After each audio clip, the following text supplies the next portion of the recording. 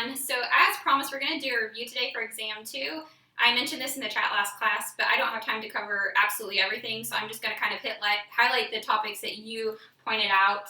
And then the one good thing about having your lectures on YouTube is you can go back and watch any other lecture you'd like to double your review before the exam.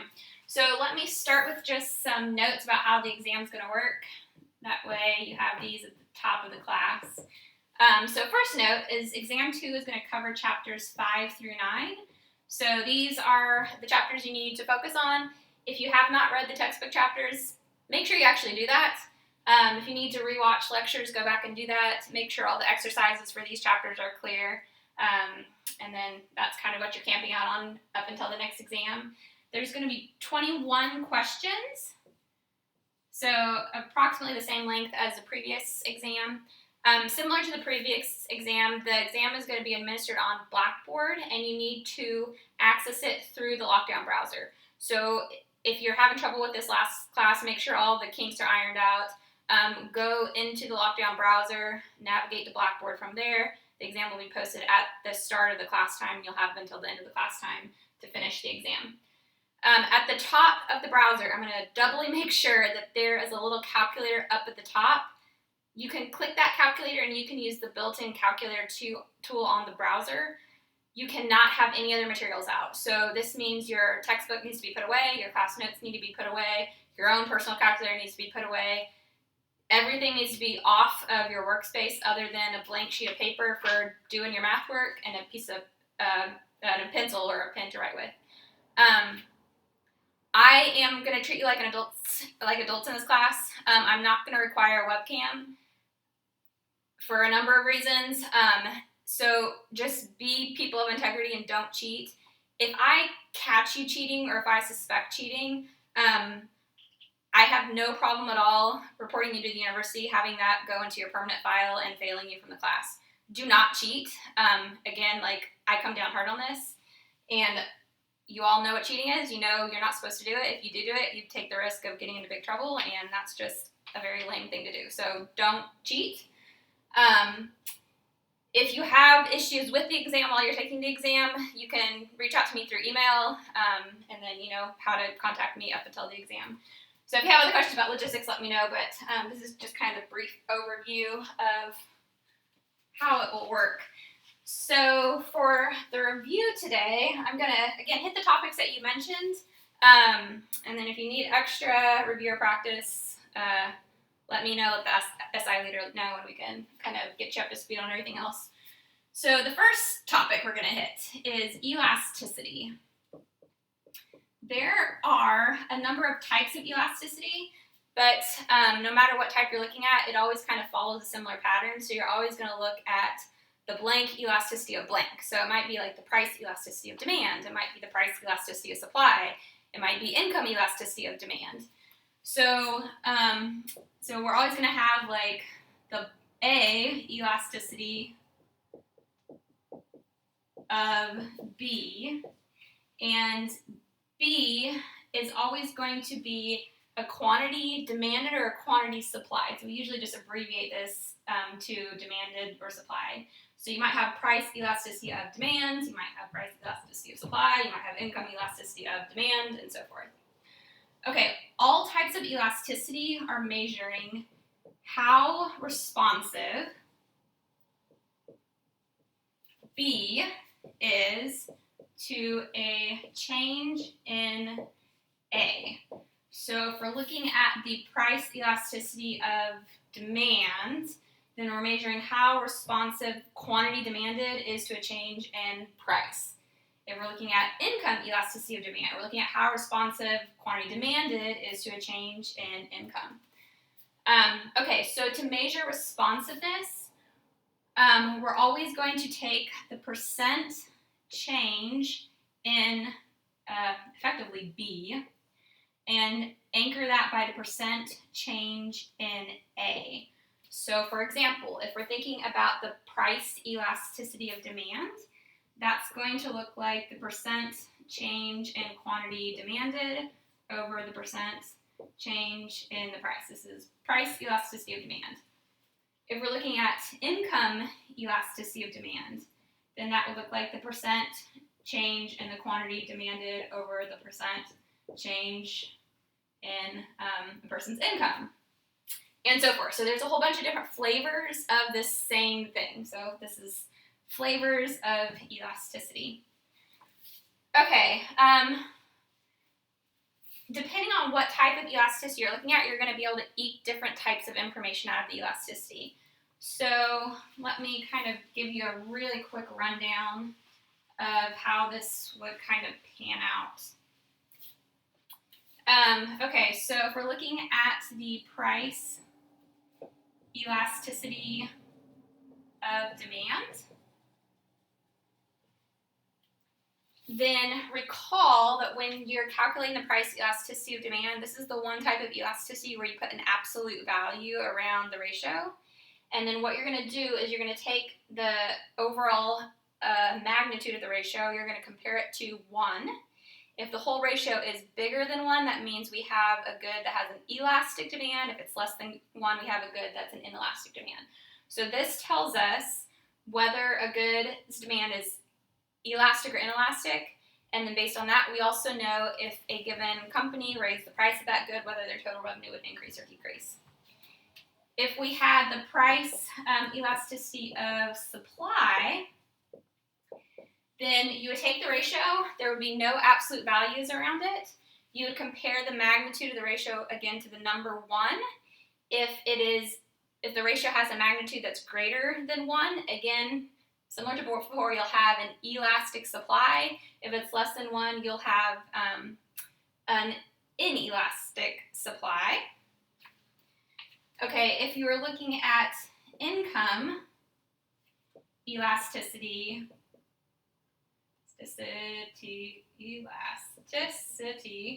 of demand,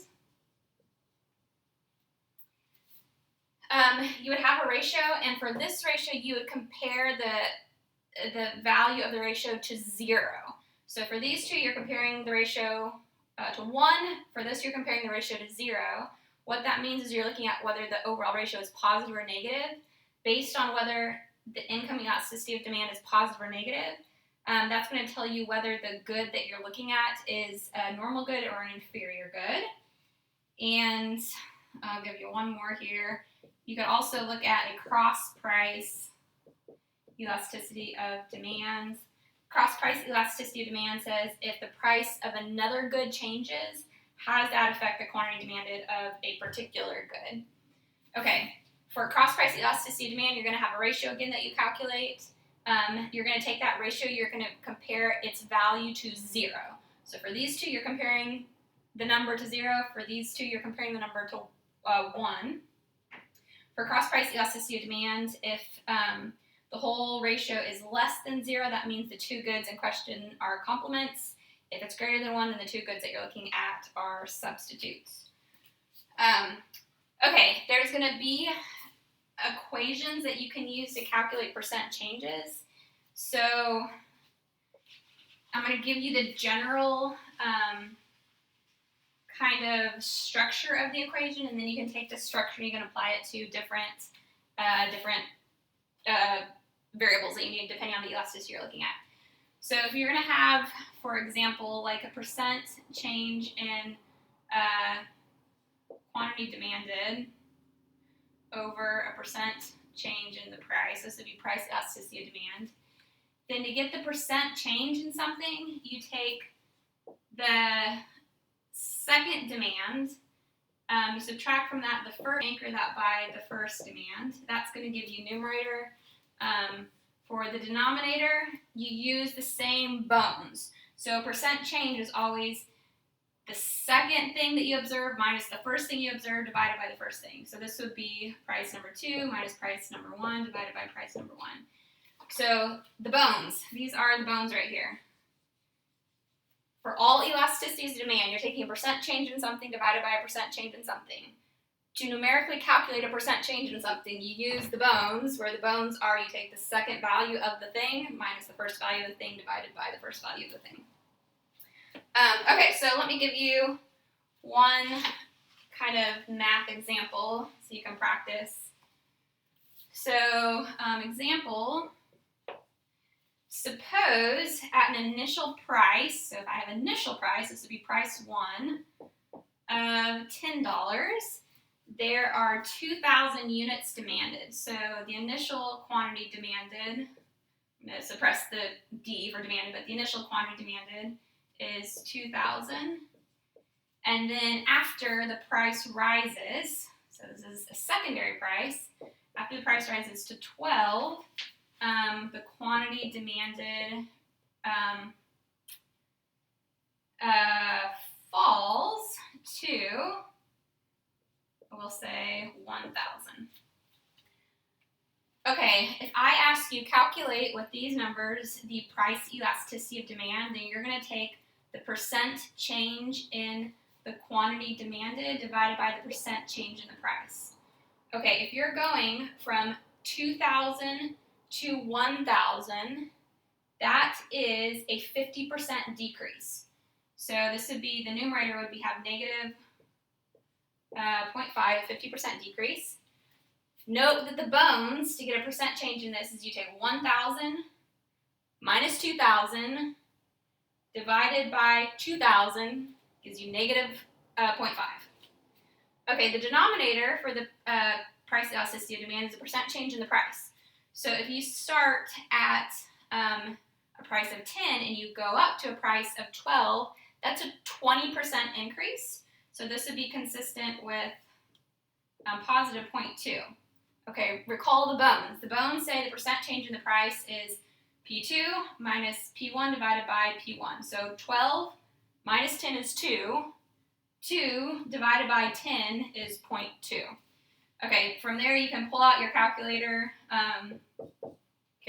You can click the calculator at the top, put in these numbers, and this will give you a value for the price elasticity of demand. Again, for the price elasticity of demand, you take absolute value, and then based on whether this overall ratio is bigger or smaller than 1, you know whether the good we're looking at has an elastic or inelastic demand. Okay, so that's a real quick overview of elasticity. The next thing we're going to quickly review is price ceilings and price floors. Ceilings/floors. Okay, recall that price ceilings and price floors are legal maximum and minimum prices at which a good can be exchanged at. So sometimes a government might impose a ceiling or a floor and it's going to be binding.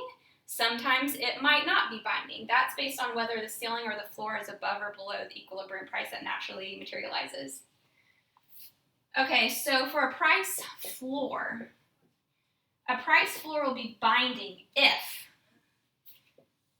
when you have a market that has a given equilibrium price, if the price floor is set above the equilibrium price, so if it's set somewhere up here, then it's going to be binding. And the reason it's binding is because a floor says you're not allowed to have a price underneath the floor. Well, naturally the price would be underneath the floor.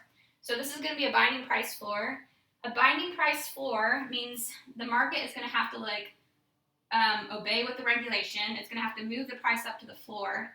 If this is the price that materializes on the market, well, at that price, this is the quantity that is supplied in the market. This is the quantity that is demanded in the market. If the supply is more than the demand, then you're going to have an excess of goods. The number of excess units is going to be equivalent to the surplus. Okay, if you have a price ceiling, that means the market cannot sell the good at a price that's any higher than this amount that the ceiling is set at. So a price ceiling will be binding if, after you look at a market that has an equilibrium price here, the ceiling is set below the equilibrium price. So if the government says, here's the ceiling, you can't have a price above the ceiling. Well, this is problematic because the price is above the ceiling in equilibrium, and so this is going to be binding. So when the market kind of complies with the regulation and they move the price down to the ceiling, well, at this regulated ceiling price, this is the number of units that are demanded, this is the number of units that are supplied. And so if you have this many people wanting the good, or this many goods that are wanted, and this many goods that are provided, then you're going to have a shortage that's going to be equivalent to the difference in these two quantities. Okay, so let me give you a numerical example of this. Throughout the exam, this is a big helpful hint, I'm going to be giving you equations that are in slope-intercept form, so you need to know how to use slope-intercept form. So I'm going to give you an example here with equations so you can get some practice with this. Suppose there's a demand that is of the form price equals -2Q plus 200, and there is a supply that is of the form price equals positive Q plus 10. And then I say, suppose the government sets a price ceiling, let's start with that, at 100. And then I say, what happens in this market? Okay, with this information, the first thing that you should do is you should plot the supply and the demand and find the equilibrium prior to the ceiling. So the way you do this, we'll start with demand, is this equation is of the form y equals mx plus b, so x, again, is q, y is the price, b is the intercept along the y-axis, so this will be 200. The m, -2, is the slope, so a slope of -2 means you rise -2, you go down 2, you run 1, down 2, run 1. And so if you go down 2 over 1, down 2 over 1, you'll get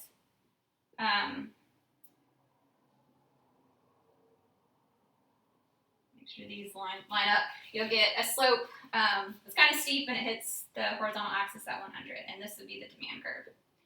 Okay, the supply has an intercept at 10, and it has a slope of, implicitly there's a 1 right there. It has a slope of 1. So you go up 1 over 1, up 1 over 1, and that would be the supply. Okay, and now what you need to do is you need to calculate, to start with, what is the equilibrium price and quantity. Okay, equilibrium is where demand and supply cross each other. So equilibrium is going to be found where you take these two equations and you set them equal to each other. So equilibrium, you would take -2Q plus 200, set it equal to Q plus 10. You take the -2Q, move it over, take the positive 10, move it over. This will give you 190 equals 3Q.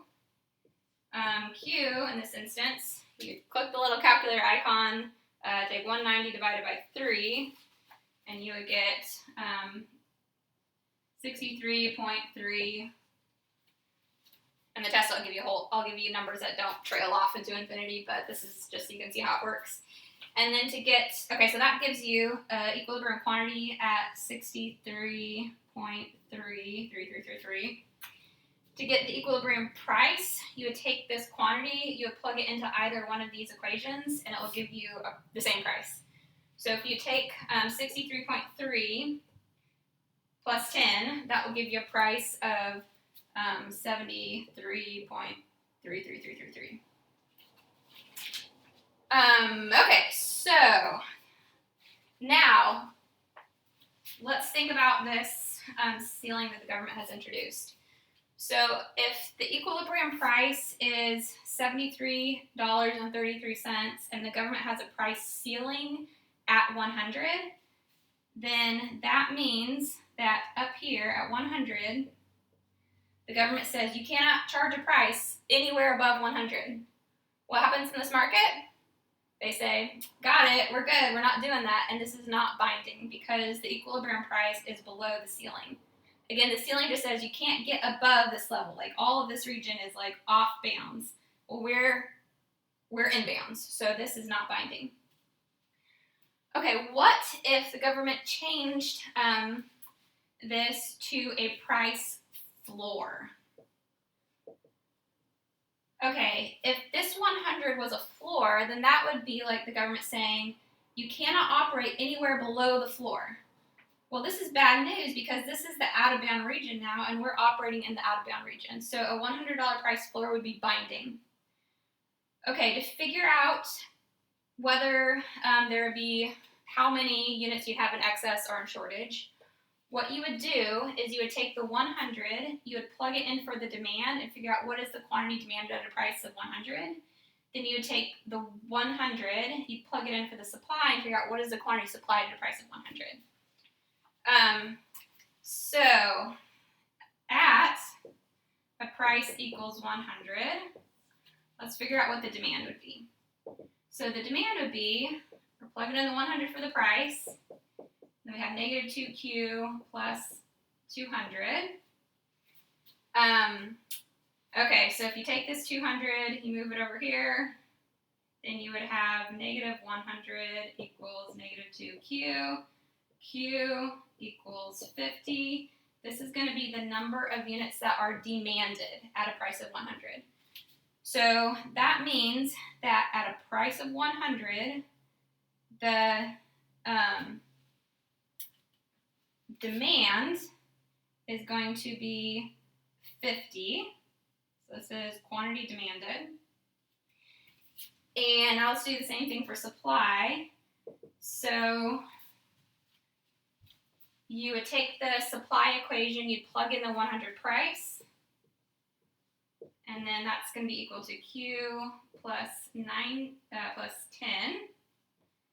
That's going to give you a Q equal to 90. That means the quantity supplied at a price of 100 is going to be 90.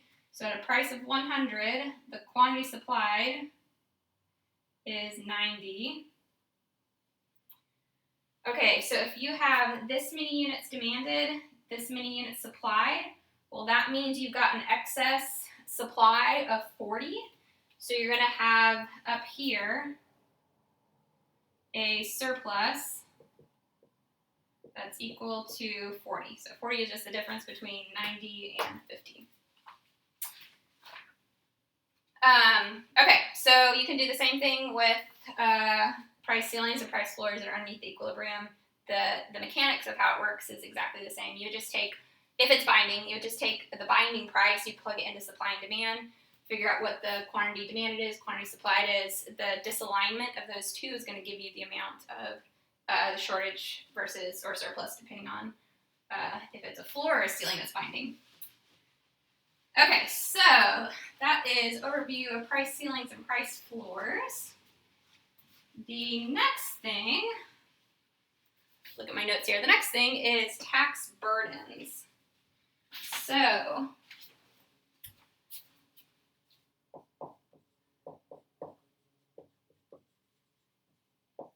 okay, so tax burdens. Okay, so we're going to think, for brevity, I'm just going to talk about taxes, but I'm always going to be talking about commodity taxes. So commodity taxes are just each unit that's exchanged is taxed at a particular fixed dollar amount. Okay, so taxes are going to shift the supply and the demand curve. So a tax is going to shift demand down if it's levied on consumers,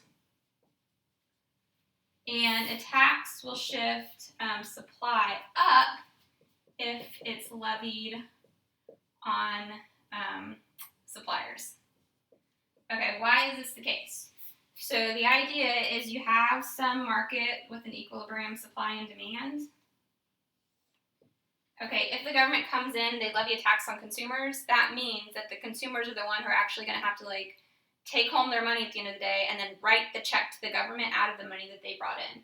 So if I'm a consumer in this market, and this is kind of how many units I'm willing to purchase at different prices, well, if I'm going to have to pay on top of the sale price the tax, then I'm just going to take whatever price I'm willing to pay in the absence of the tax, lower it by the amount of the tax, and this will be my new demand after tax.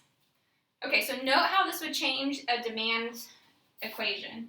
So a demand equation is always going to be price equals some slope, negative slope, times x, which is q, plus b, which is the intercept.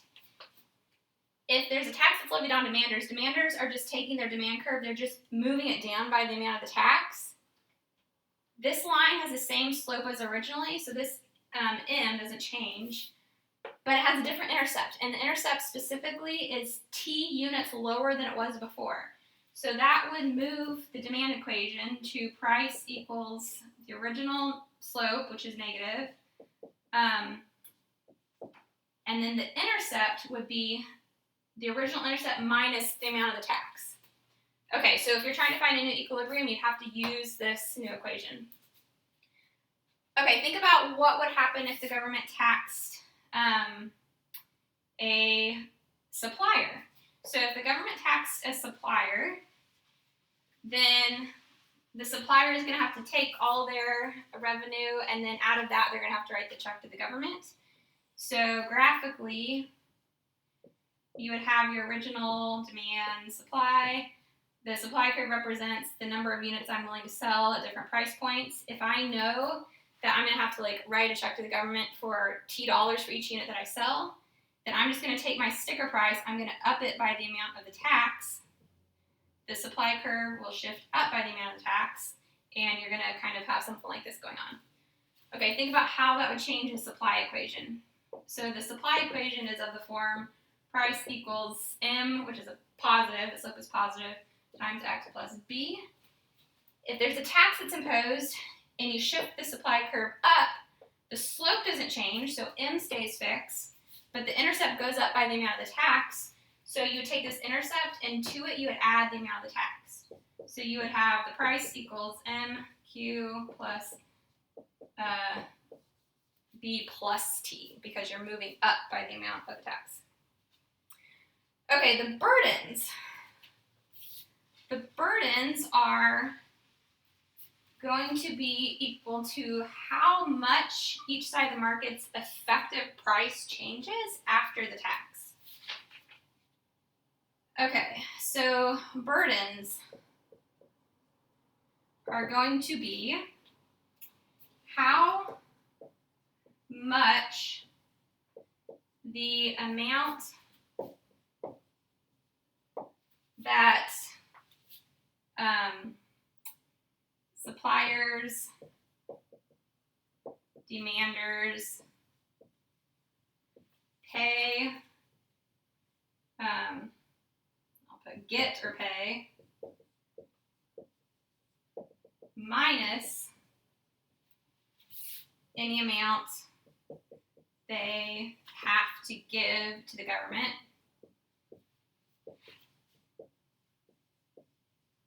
falls as a result of the tax.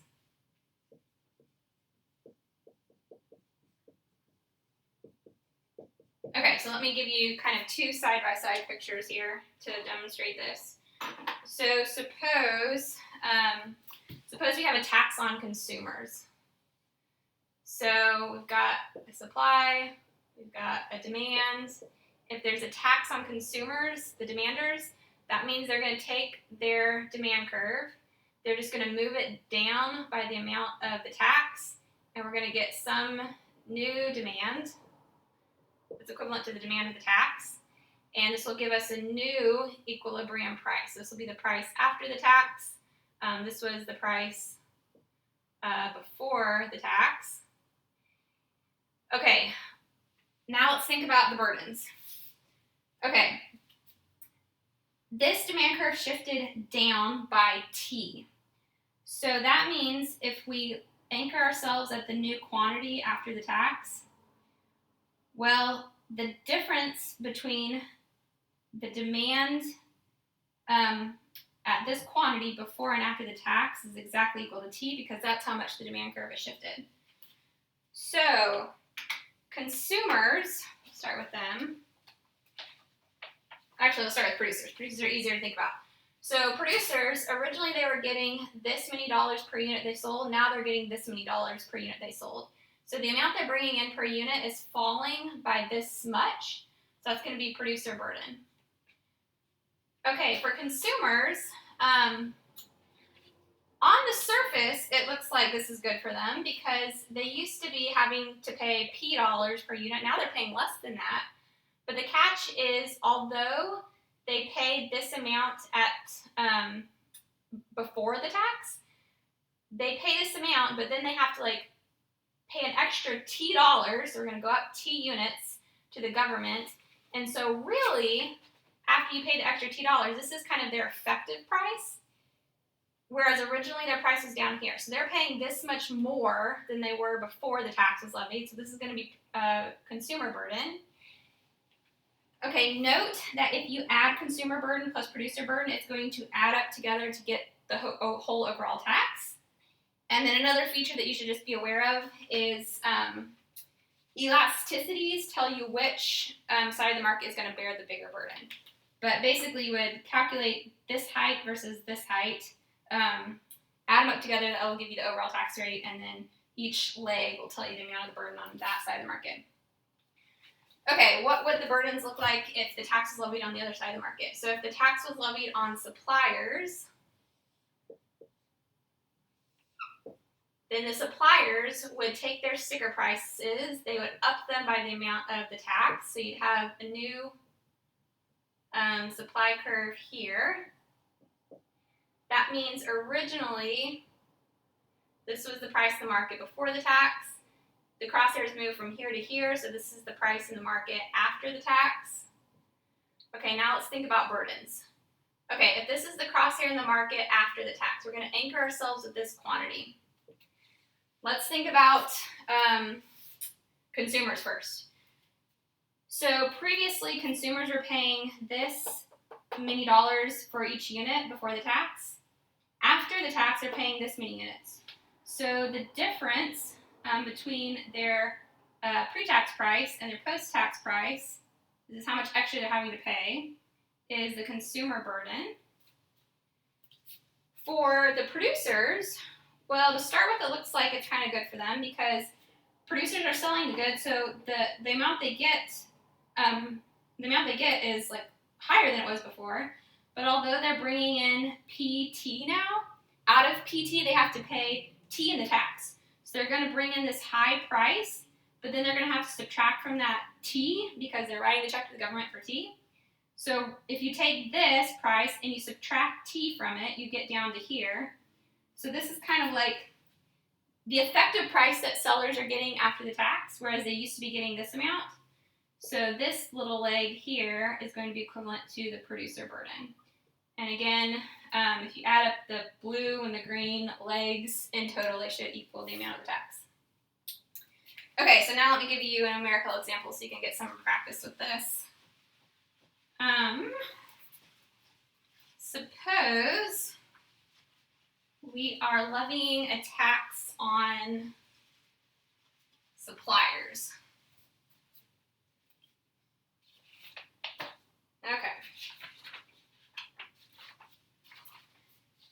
Okay, so this is example.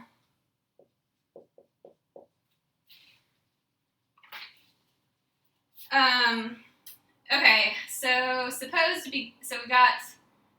I'll start with originally. So originally, let's suppose you have a market where the demand is P equals negative 3Q plus 300, and you have a supply that is P equals 5Q plus 100. Then the government levies a $8 per unit tax on suppliers. Okay, and then the question would be calculate the burdens. Okay, the first thing that you should do is you should take the original market and you should draw it out. So, again, you should be comfortable with these equations. So for the demand, there's an intercept at 300. The slope of the demand curve is negative 3, so you go down 3 over 1, down 3 over 1. If you keep doing that, you'll hit the horizontal axis at 100. The supply curve has an intercept at 100, and then it has a slope that's really steep at 5. So it's like going up 5 over 1, up 5 over 1. This would be supply and demand. And then with this, you can calculate the original equilibrium. So original equilibrium is where the original demand equals the original supply. So you would take negative 3Q plus 300, set it equal to 5Q plus 100, and solve for Q. So you bring the 100 over here, you bring the negative 3 over here, so this would be 200 equals 8Q, Q equals 25, which means that crosshair is going to sit at Q equals 25. And then to get the price, you would take this quantity and you'd plug it into either one of these equations. So if you plug it into supply, for example, you get 5 times 25, which is 125, plus 100 is 225. So price equals 225. That would align with the price up here at this crosshairs. Okay, the government now has decided to levy an $8 per unit tax on suppliers. So that means the supply is going to shift up by $8. So you're going to have a new supply at the tax where this new intercept is going to be at 108. Okay, what we would like to do now is we would like to calculate this new crosshairs in terms of what is the price and what is the quantity with the tax, or what is the coordinate of that new crosshair.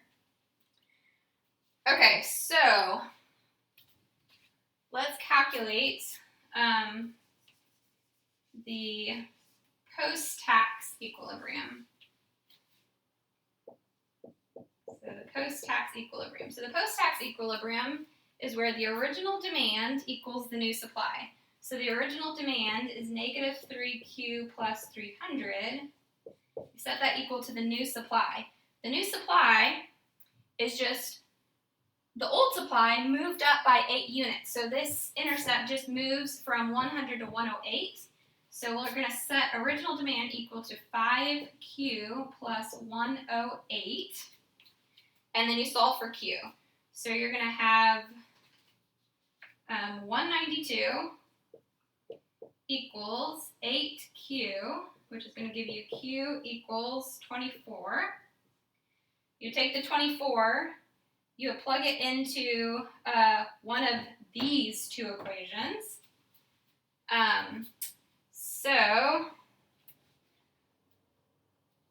Let's plug it into this one.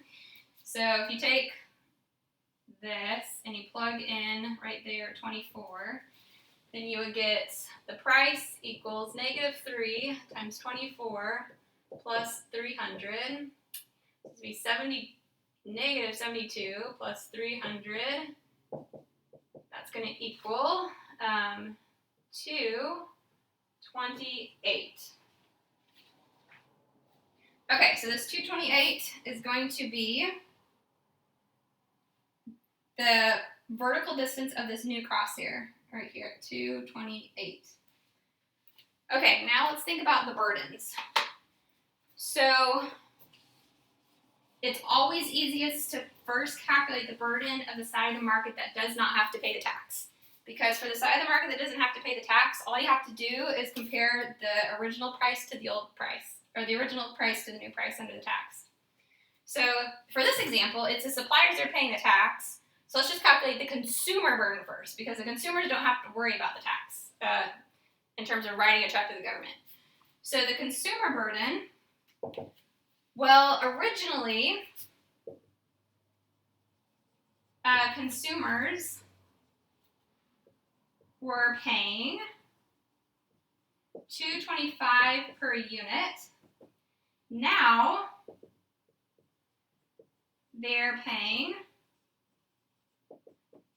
$2.28 per unit. So they're paying $3 more than they did before. So what that means is that consumer burden is going to be $3. Okay, think about this on the graph. So on the graph, we kind of anchor ourselves at this new quantity under the tax, and then we see at that new quantity, this is the amount consumers are paying after the tax. They used to be paying this amount, so this little leg here is going to be equivalent to 3 units. That's the consumer burden. For producer burden, recall producers or suppliers are the ones who have to pay the tax, so it's a little bit trickier for them. So for producer burden, PB, let me put it this way. After the tax,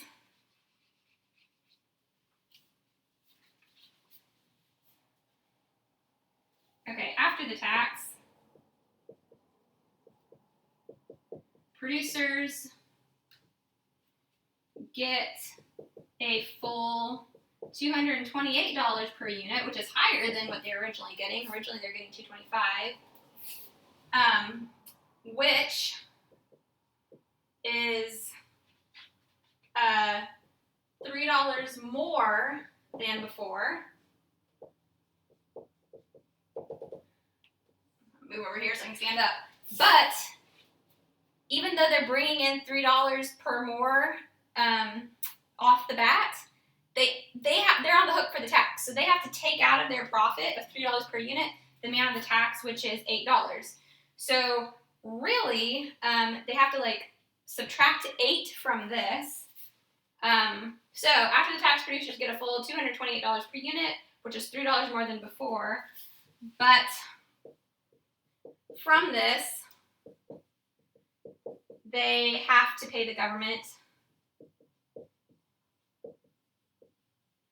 $8 per unit, which is the tax. So they're effectively losing $5 per unit. So this is their burden. So the producer burden is $5. Okay, see how this lines up here. So the idea here is if you're a producer, after the tax, your equilibrium rises to $228. That's your equilibrium price. But then you're going to have to subtract $8 from that. That brings you back down to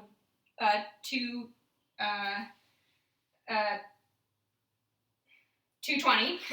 And so the difference here is going to be the producer burden of 5.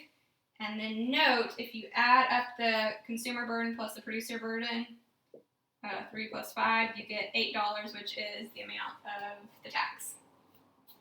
And again, whichever side, and then the relative magnitudes of elasticities and elasticities across the two sides of the market is going to influence who has the bigger burden. Okay, you can also do similar computations for if the tax is levied on buyers.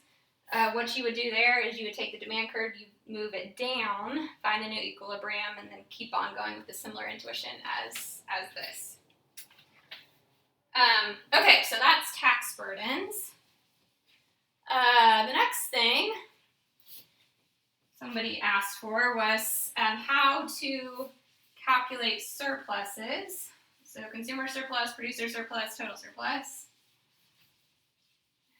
For this, it's a lot simpler, so I'm going to leave some of the work to you to figure out, but I'm going to give you a general overview. So surpluses.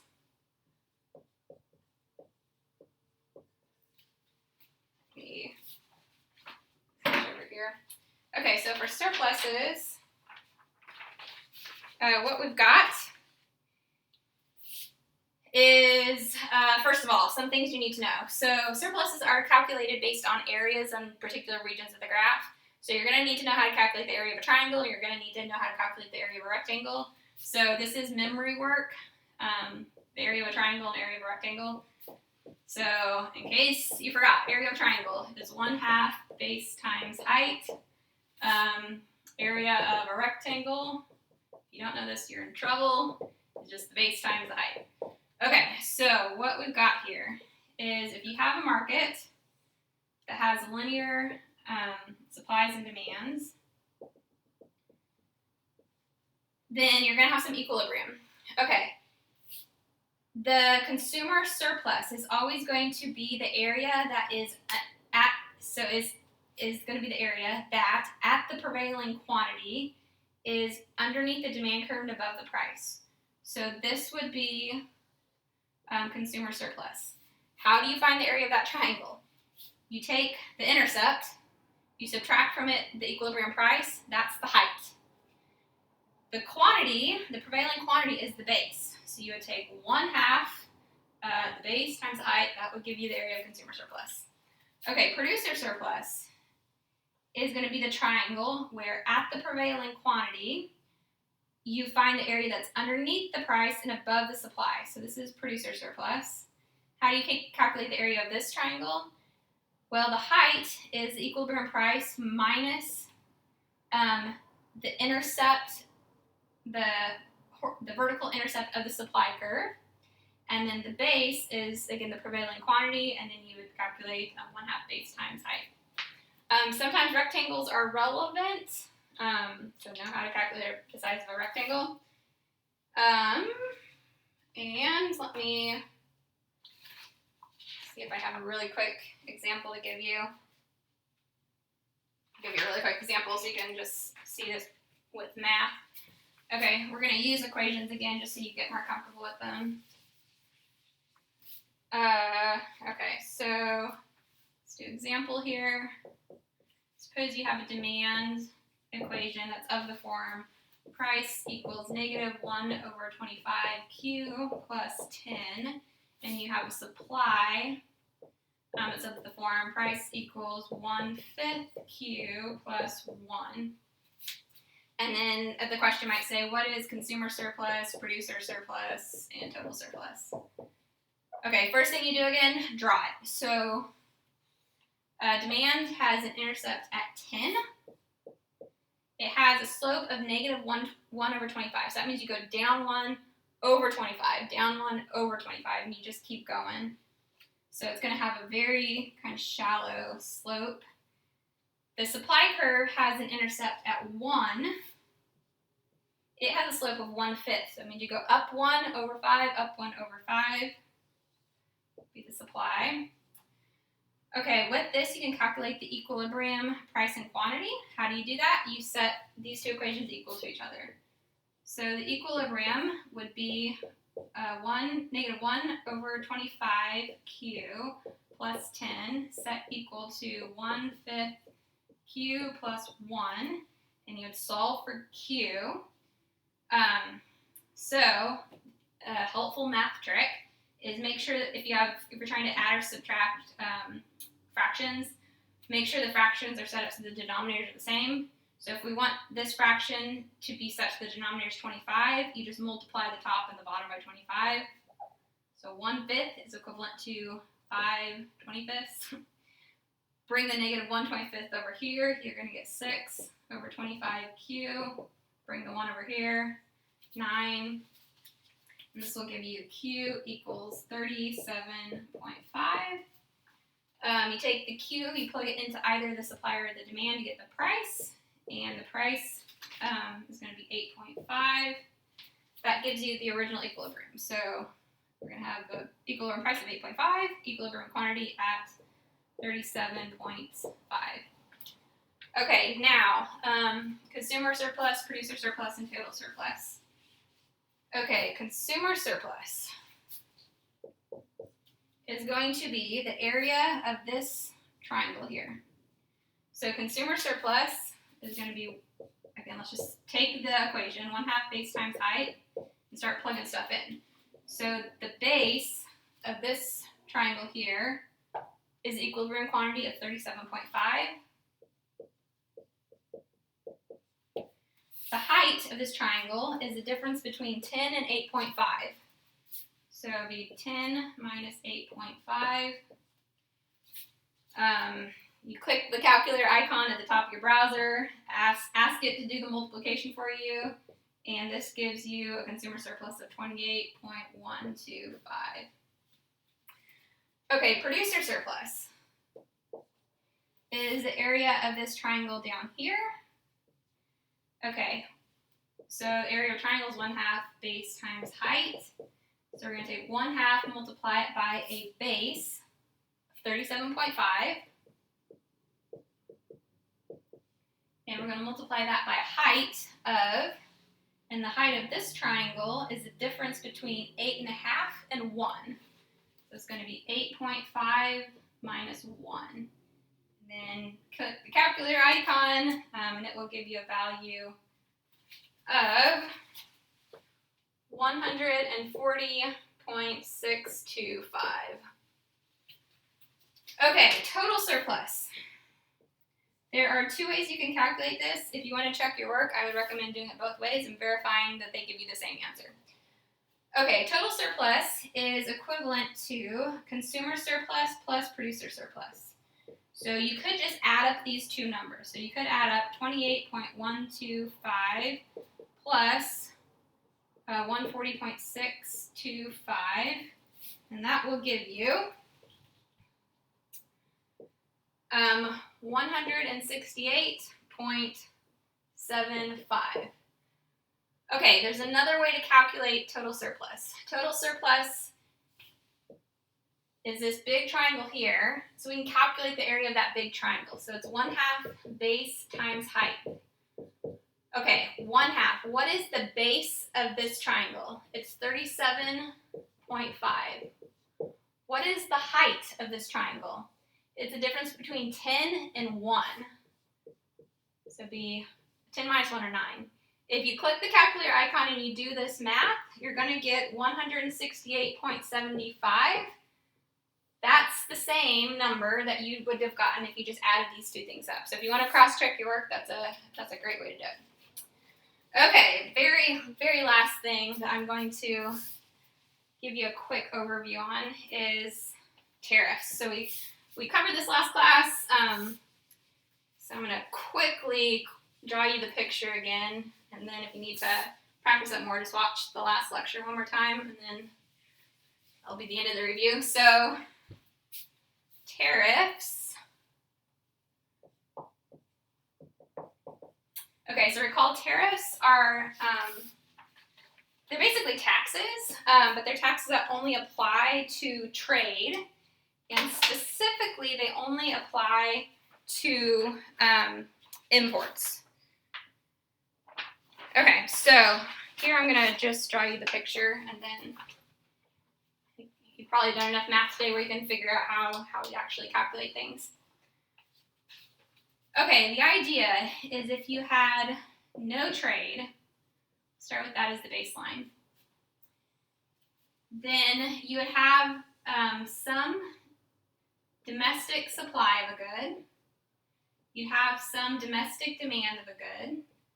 If there's no trade, then this is the entire market, and at home, consumers would get this surplus, producers would get this surplus. That's the end of the story. Okay, if you have with trade and a situation where with trade and the world price is above the domestic price, well, you'd have your domestic demand, you'd have your domestic supply, you'd have your equilibrium domestic price, and then if the world price is above that, you'd have something like this. Okay, just recall that anytime the domestic country chooses to engage in trade, it just assumes the world price. So if this domestic country chooses to trade, it's going to assume the world price. This becomes the prevailing price, the world price. So this is going to be the number of units that are demanded at home. This is going to be the number of units that are supplied at home. If the supply at home exceeds the demand at home, there's going to be a surplus at home. You're going to take the surplus at home, you're going to ship it overseas. So that means whatever the amount of surplus is, this is the number of units that you export. Okay, if you're exporting the good, tariffs are not relevant because you only apply a tariff to situations where you're importing. Okay, what if you have trade?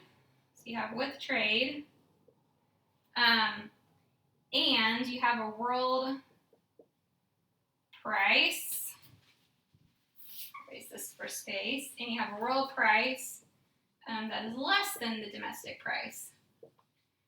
Okay, if that's the situation, then you have the graph with the domestic demand and the domestic supply. Here's the domestic price, and now the world price is less than that. So this is the world price. Okay, as soon as the domestic country chooses to engage in trade, that means they just assume the world price. So if they assume the world price, then at this price, this is the number of units that are supplied at home. This is the number of units that are demanded at home. So if you have Americans wanting this many units and American manufacturers only making this many units, then this disparity, this is the number of units we're short, this is the number of units we're going to have to import. Okay, so now let me blow this picture up so you can see all the components of how this would affect surpluses and tax revenues.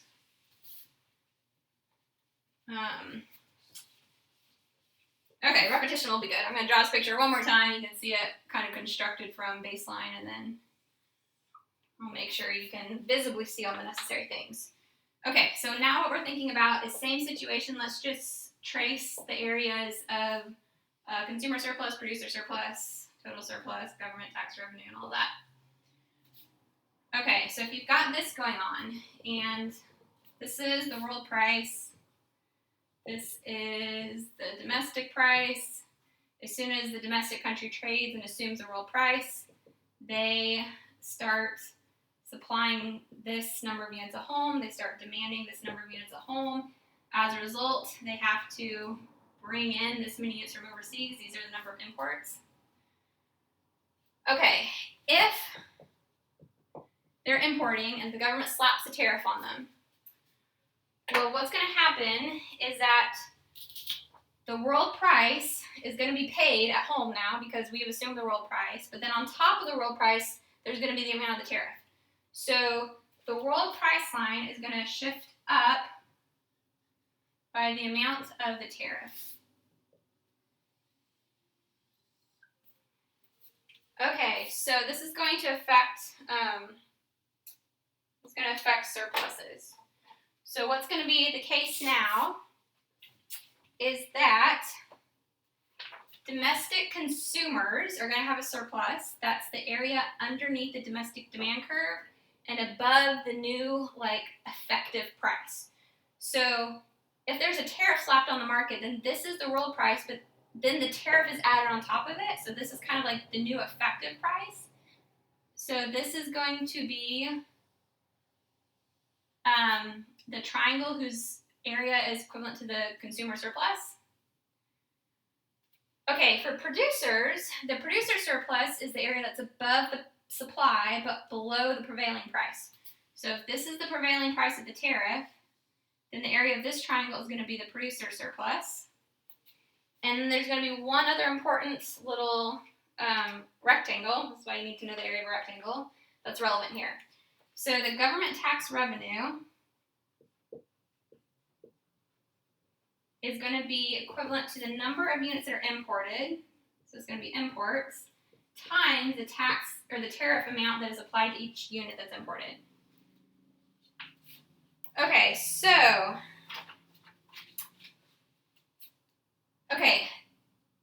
here's where things are a little bit nuanced. Okay, these are the quantities that are supplied and demanded at home in the absence of the tariff. If the tariff slapped on this market and the price bar rises, well, what that means is if this is the new prevailing price, then now this is the number of units that's going to be supplied at home with the tariff. And this is going to be the number of units that's demanded at home with the tariff. Okay, now the number of imports has fallen. So this horizontal distance is going to be the number of imports that materialize with the tariff. And the amount of the tariff is just the vertical distance between the red and the black bar. So this is the amount of the tariff. This is the amount of the tariff, T. This is the number of imports with the tariff. If you take this times this, you're doing a base times a height. This rectangle is going to have an area that's equal to the government tax or tariff revenue. Okay, I'm not going to do math for you just because you're probably mathed out right now and we're running short on time. So let me just explain to you in words how you would calculate this. So recall, if you have a situation where you have a world price and you have a tariff, then you know what this price is. So to calculate these two red quantities, you would just take this price, you would plug this price into the demand equation, that would give you this. You would take this price, you would plug it into, you plug this price into the demand equation, that would give you this quantity demanded. You take this price, you plug it into the supply equation, this would give you this quantity supplied. The difference in these two quantities is the number of imports, and then again you have the tariff amount that I'll have to give you on the question. Okay, so hopefully this helps a little bit. Again, make sure you're reading the textbook, make sure you're rewatching videos if you need to, make sure you're reworking exercise if you need to. We're going to do a shorter break today than normal, so we're going to do a 5-minute break, and then after that I'm going to give you a really quick exercise, and then that will be it for the day.